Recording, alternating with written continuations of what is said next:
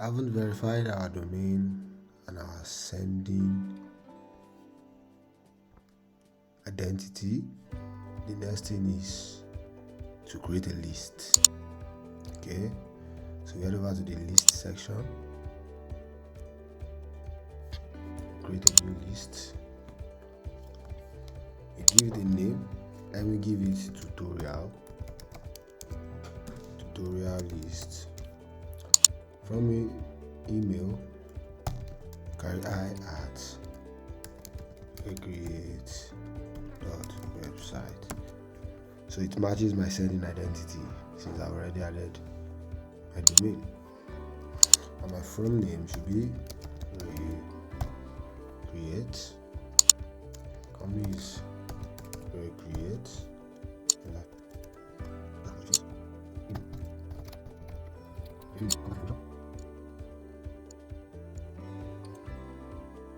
Right.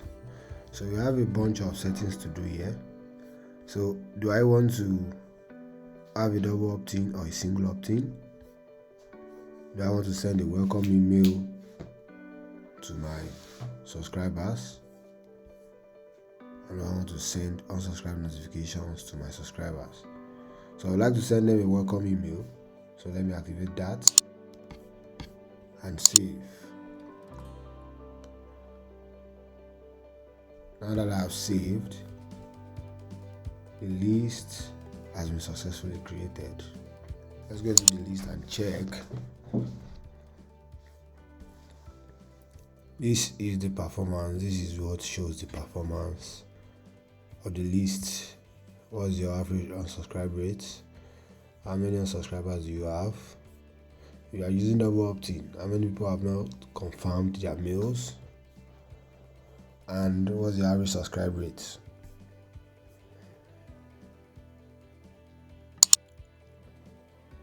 You go to settings, still the same thing we filled the other time. So here you can select, you can enable options that you have not enabled before.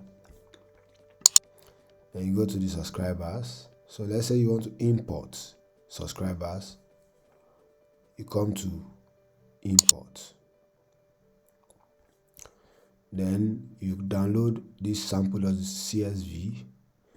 You use it to arrange your CSV file that contains all your users, and you start the import. Once you click on start import, you click here to select your files. Once you select your files, you map them. I think I have a sample CSV file here.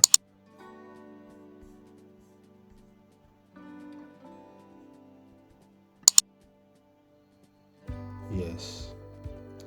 Open.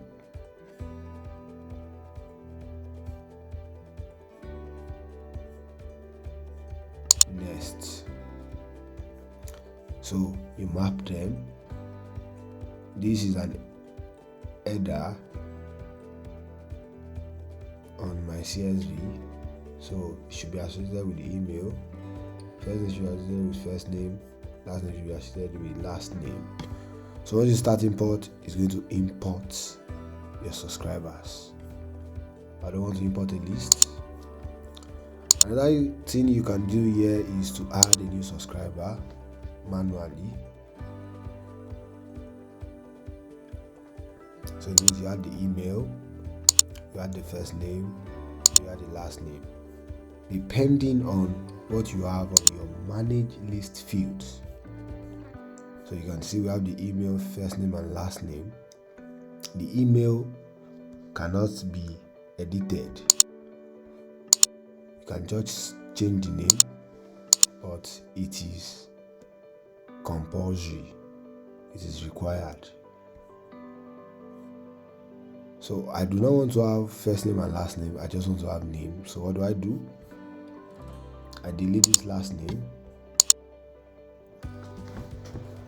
Change the first name here to name, and change my tag to name in capital letters, and it's visible. I might make it required or not, or it may be required, and I save change. So if I go and add a subscriber now, you see I have only 2 fields to fill for the subscriber now. So it is based on what we have on the manage list fields. Alright, so you might ask, how do I get users to opt in into my list? That is where your forms and pages comes in. So under the subscribe aspect, we have different forms. We have the sign up form, we have the sign up thank you page, we have the sign up confirmation email, we have the confirmation thank you page, and we have the final welcome email. Alright, the sign up form is the link you give your users to opt in into your form. Let's look at what my form looks like. So this is my sign up form. This is where I can edit my form. So when I click on this list, it shows me my opt-in form. So this is my opt-in form. This is my opt-in form. I can come here and change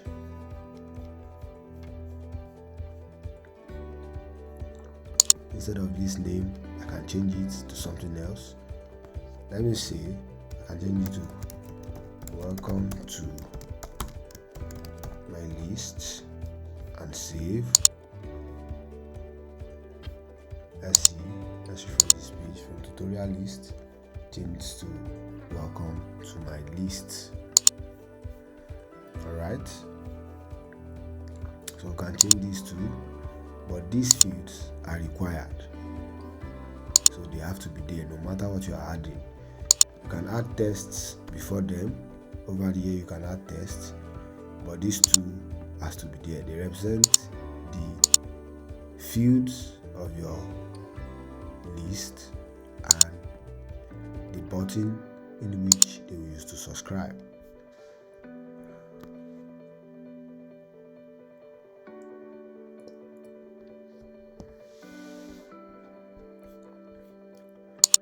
So the next thing is sign up thank you page. So the sign up thank you page is, let's assume you are using double opt-in. Once they put in their email and their name, the next step is for them to confirm their email address, right? So this is the page that you're going to see. So you can also edit it here.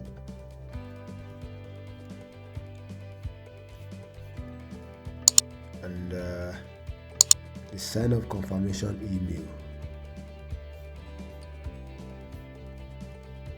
This is the sign up confirmation email. This is the email it sends to them to confirm their subscription if you are using the double opt-in. So you can also edit this, but you can see the required field is here. Here is subscribe confirm URL is required. So whatever you are typing, you must put in the subscribe confirm URL. Then the next one here is the confirmation thank you page. So this confirmation thank you page is after they have confirmed their subscription. If you are using double opt-in, they must have confirmed their subscription.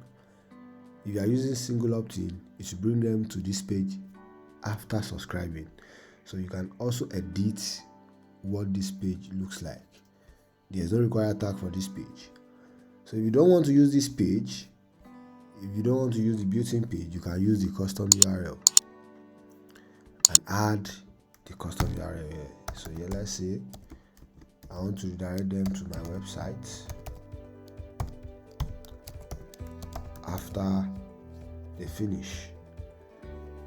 So you save changes, custom URL.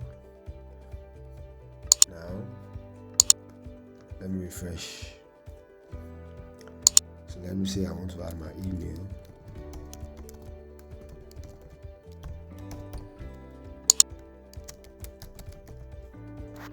I click on subscribe.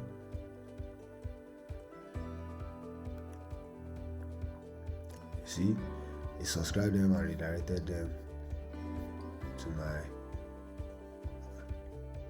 website. So The next thing we take a look at is the welcome email. So the welcome email is sent. You can edit this. The only required tag here is the unsubscribe URL for the welcome email.